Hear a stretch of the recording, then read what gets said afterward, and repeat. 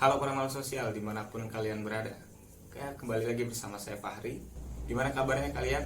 Sehat? Atau kurang sehat? Atau menuju ke sehat? Apa jangan-jangan menuju ke kurang sehat? Ya pokoknya bagaimanapun kabar kalian, apapun kondisi kalian, semoga saja kita masih memiliki alasan untuk hanya sekedar tertawa. Jadi beberapa hari yang lalu saya itu membuat sebuah story di akun Instagramnya overccid, yang mana story tersebut itu berisi tentang pembahasan mengenai problem atau masalah. Jadi si story tersebut itu saya membuat suatu pilihan kepada teman-teman yang sudah mengikuti akun overccid, yang mana pilihan tersebut adalah berkaitan tentang masalah ini tadi, problem. Jadi seperti halnya kayak bagaimana cara pandang mereka terhadap permasalahan, lalu apa sih penilaian mereka terhadap problem itu? Apakah melihat problem itu adalah sesuatu yang negatif, atau melihat problem itu adalah sesuatu yang positif, atau bahkan memandang atau melihat problem itu adalah sesuatu yang bisa negatif atau bisa positif. Lalu ada juga pilihan tentang bagaimana sih ketika kalian menemukan suatu permasalahan di dalam hidup, apa yang akan kalian lakukan? Apakah maju menyelesaikannya atau mundur menghindarinya? Nah, ya pokoknya intinya seputar seperti itulah yang berkaitan sama problem. Dan alhasil jawabannya terkumpul ya dari pertanyaan-pertanyaan yang saya buat tadi di story. Itu ternyata semua kolomnya terisi. Walaupun secara persentase jumlah yang mau voting nggak sama. Ya ada juga yang milih A banyak, milih B sedikit, milih C sedang, milih D sangat sedikit. Nah, pokoknya persentase jumlah orang yang memilih atau yang ngevote itu nggak banyak, tetapi di setiap jawaban itu terisi. Artinya ada yang menjawab. Dan dari jawaban yang bervariasi ini memberikan saya gambaran serta menguatkan keyakinan saya lagi bahwasanya memang setiap orang dalam memandang suatu masalah atau menyelesaikan suatu masalah itu caranya berbeda-beda. Dan di video kali ini saya akan kembali membahas tentang problem atau masalah. Berbicara masalah problem atau masalah hidup, ya tentunya udah nggak asing lagi lah di telinga kita. Ya karena mau bagaimanapun, semua makhluk hidup, terutama manusia, itu pasti pernah merasakan yang namanya masalah dalam hidupnya. Pasti, itu pasti, nggak mungkin nggak. Bahkan hewan saja yang merupakan salah satu spesies makhluk hidup yang tidak memiliki nalar, itu ada masalah atau ada problem di dalam hidupnya. Apalagi manusia yang punya nalar, kan gitu. Dan sangat tidak mungkin atau mustahil jika ada makhluk hidup yang hidup di muka bumi ini tapi dia sama sekali tidak pernah menemukan permasalahan di dalam hidupnya. Itu sama sekali tidak mungkin, mustahil. Tapi walaupun ini adalah satu objek yang sama, yang dirasakan atau pasti ditemukan dalam kehidupan oleh semua makhluk hidup, tapi tetap saja dalam hal cara pandang dan juga cara menyelesaikan satu problem ini atau permasalahan ini, itu setiap makhluk hidup memiliki caranya masing-masing atau berbeda lah. Ya walaupun ada kesamaan misalkan antara si A dan si B dalam menyelesaikan masalah atau dalam sudut pandangnya terhadap suatu masalah, tetap saja kesamaan itu tidak secara keseluruhan. Pasti ada bagian-bagian yang membedakan dari setiap makhluk hidup. Terutama yang paling terasa perbedaannya itu adalah sudut pandang atau bagaimana setiap manusia itu memaknai atau memandang suatu problem atau masalah ini. Dan kebanyakan orang atau kebanyakan dari kita memandang suatu problem atau suatu masalah dalam hidup itu adalah suatu hal yang negatif. Ya penilaian seperti ini memang tidak bisa disalahkan, tapi menurut saya kurang tepat jika dibenarkan. Karena jika kita melihat problem itu dari luar, ya memang nampaknya negatif. Terlihat semua hal negatif itu ada dari luarnya. Tetapi esensi-esensi di dalamnya itu masih banyak mengandung hal-hal yang positif. Jadi nggak semuanya atau nggak seluruh dari problem itu melulu tentang negatif. Ada hal-hal positif yang bisa kita ambil atau yang bisa kita petik lah hikmahnya dari suatu permasalahan. Dan saya pun dulu memandang suatu problem atau suatu permasalahan yang terjadi dalam hidup saya merupakan suatu pengalaman yang negatif dulu. Tapi ya intinya kalau ada permasalahan dalam hidup saya, ya yang ada di pikiran negatif gitulah pokoknya, tanpa saya itu berusaha untuk mengupas esensi-esensi positif yang ada dari suatu problem yang sedang terjadi. Ya pokoknya kalau ada permasalahan dalam hidup saya, ya pilihan pertama sebisa mungkin saya harus menghindarinya.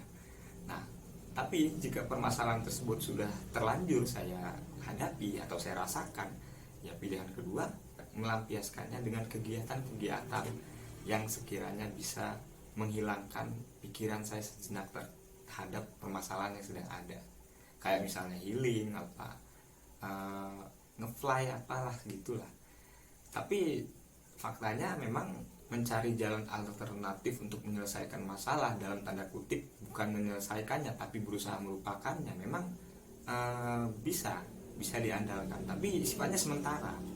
Dan ketika sudah itu semua sudah selesai, atau kita sudah pulang healing, atau kita nggak ngefly lagi, masalah tersebut ya masih aja ada, malah balik lagi pusing. Tapi seiring berjalannya waktu, seiring banyak juga permasalahan dalam hidup yang sudah saya lewati, sehingga dengan sendirinya membentuk yang namanya mindset saya atau cara pandang saya terhadap suatu problem itu. Dan selain pengalaman hidup juga yang sudah dilalui yang membentuk mindset saya terhadap problem, ada juga salah satu buku yang pernah saya baca, yang mana buku ini tuh ya bisa dikatakan sangat berperan lah dalam pembentukan mindset saya memandang problem itu seperti apa.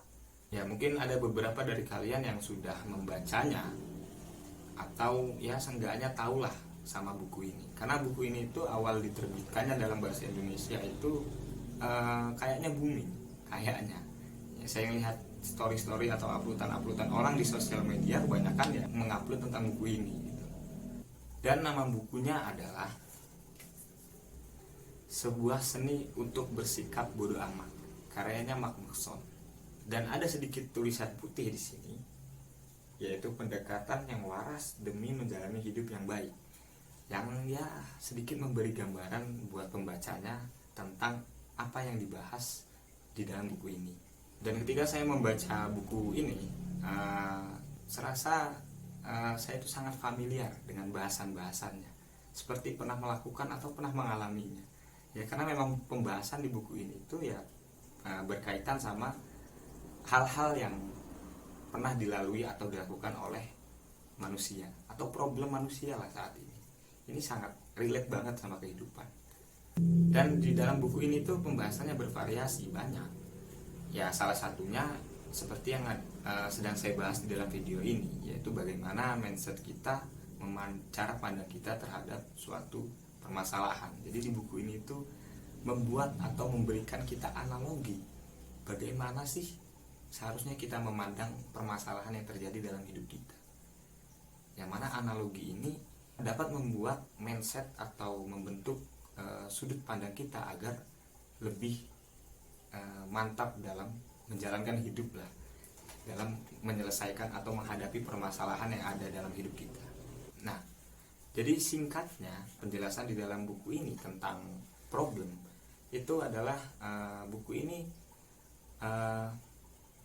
memaknakan bahwa hidup itu adalah masalah, life is problem.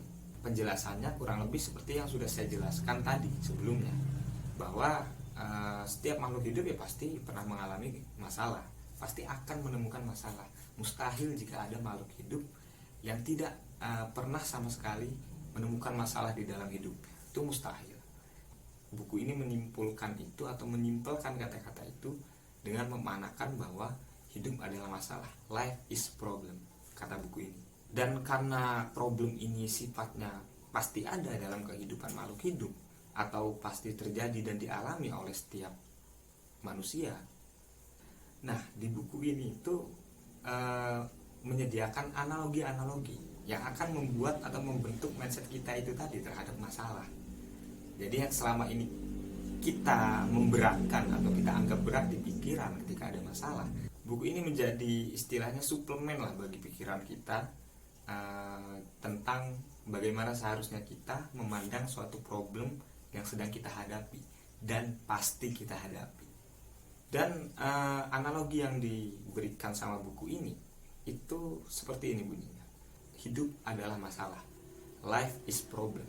Dan ada dua pilihan yang pasti dipilih salah satunya oleh setiap orang ketika mendapati permasalahan di dalam hidupnya. Pilihan yang pertama, ketika orang tersebut mengalami masalah, yang ia lakukan adalah menghadapi masalah tersebut dan menyelesaikannya. Itu pilihan yang pertama. Lalu pilihan kedua, kata buku ini, yang akan dipilih oleh orang ketika menemukan masalah adalah tidak ingin menyelesaikan masalah yang ada dengan cara menghindarinya. Ada dua pilihan. Pilihan pertama, kalau ada masalah maju selesaikan. Pilihan kedua, kalau ada masalah lari menghindarinya. Lalu dari kedua pilihan tersebut memiliki perbedaan di keduanya, baik itu caranya, baik itu konsekuensinya, ataupun hasil yang didapatkan setelah memilih salah satunya. Jika kalian memilih pilihan yang pertama, yaitu ketika kalian menemukan suatu problem lalu kalian maju dan menghadapinya, maka cara yang bisa kalian pakai adalah dengan menciptakan masalah baru untuk menyelesaikan masalah yang ada. Tetapi ketika kita berhasil melakukannya atau kalian berhasil melakukan itu semua, maka ya permasalahan tersebut hilang dan kalian mendapatkan pelajaran baru dari permasalahan yang telah kalian selesaikan. Itu ya. Jadi pilihan yang pertama, ketika menemukan masalah, maju dan menyelesaikannya. Adapun cara yang dipakai adalah dengan menciptakan masalah baru untuk menyelesaikan masalah yang ada.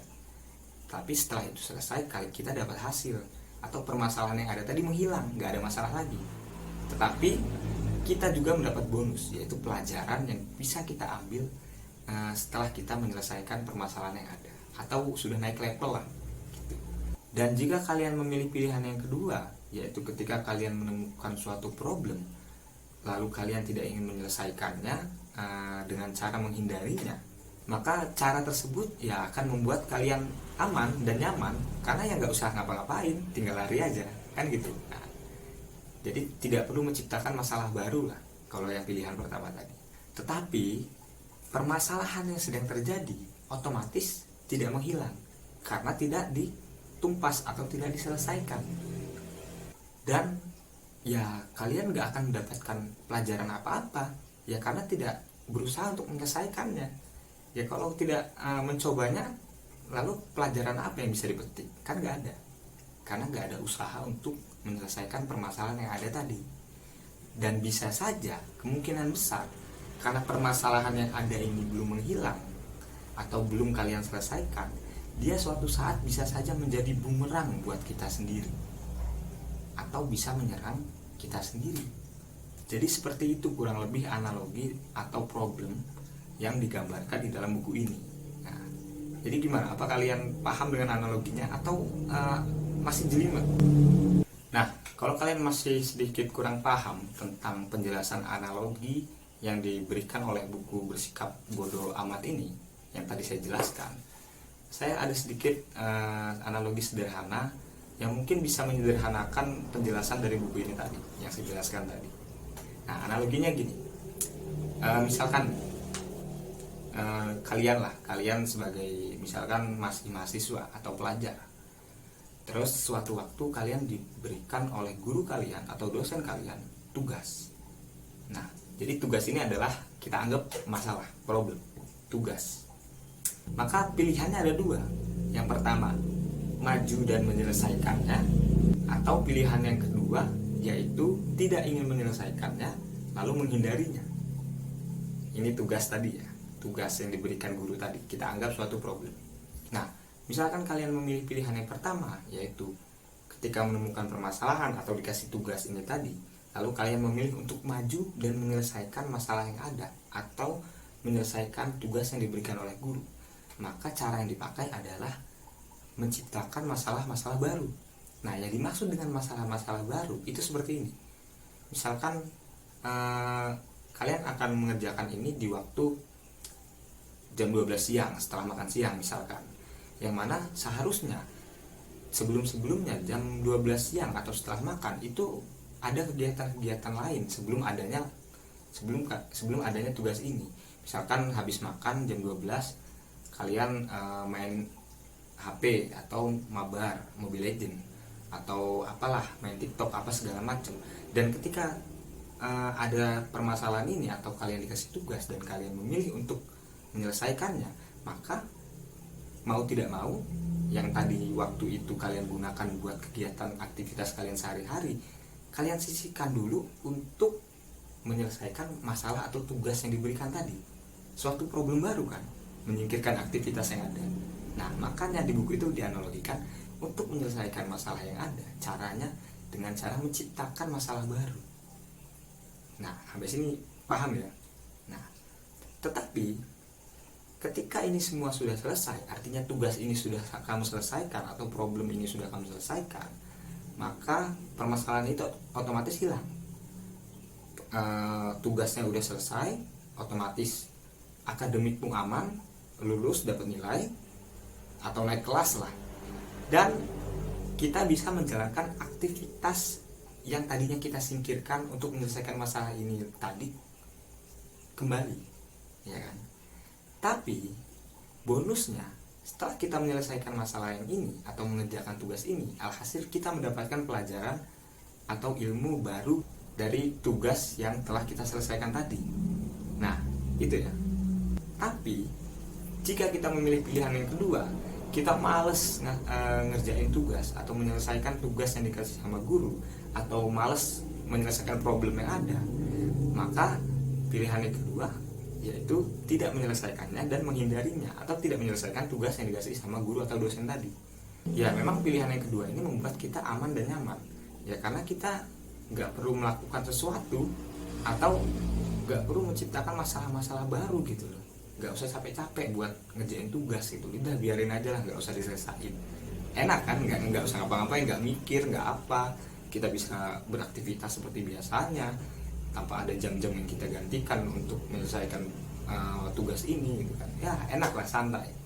Tetapi otomatis permasalahan ini tidak terselesaikan, atau ya tugas ini masih nyogrok di situ aja, nggak selesai. Dan alhasil bisa saja karena tugas ini tidak kita kerjakan, jadi nilai kita di matkul ini bisa saja turun atau bisa saja jatuh, atau bahkan buruk-buruknya tidak lulus mata kuliah. Nah, lalu di sisi lain juga tidak ada pelajaran yang bisa kita ambil dari tugas yang diberikan atau problem yang diberikan sama dosen atau guru ini tadi. Karena ya kita nggak berusaha menyelesaikannya, jadi kita nggak tahu apa isi di dalamnya. Nah, itu tadi analogi sederhananya. Jadi gimana? Apakah kalian sudah memiliki pandangan baru tentang masalah ini tadi? Atau malah kalian kurang paham atau jelimet dengan apa yang saya terangkan? Tapi ya it's okay lah. Ya, kalau kalian ingin tertarik dengan pembahasan ini, ya silahkan kalian baca sendiri buku ini. Tapi saya ingin mengingatkan, kalau di video ini saya sama sekali nggak jualan buku, karena ya saya nggak punya usaha buku, nggak punya toko buku, dan ya buku ini cuma satu saya. Jadi kalau kalian ingin baca buku ini atau membeli buku ini, ya silahkan cari di toko-toko buku yang kalian tahu. Ya, kalau kalian tertarik dengan pembahasan ini. Tapi saya jamin pembahasan di dalam buku ini benar-benar worth it, benar-benar bagus lah, benar-benar ya sangat berpengaruh lah bagi sudut pandang kita dalam menjalankan kehidupan. Ya pokoknya bagus. Dah, itu aja. Dan ya mungkin cukup sampai di sini pembahasan pada video kali ini. Dan ya jangan lupa like, komen, subscribe, share, apalah itulah terserah kalian. Ya, sampai ketemu di video-video selanjutnya.